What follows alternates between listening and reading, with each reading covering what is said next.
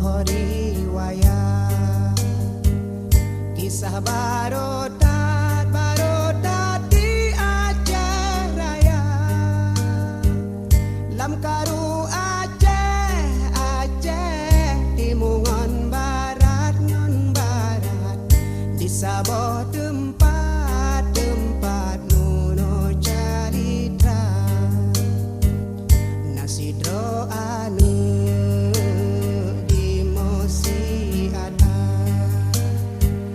lam jet saat tuangan poma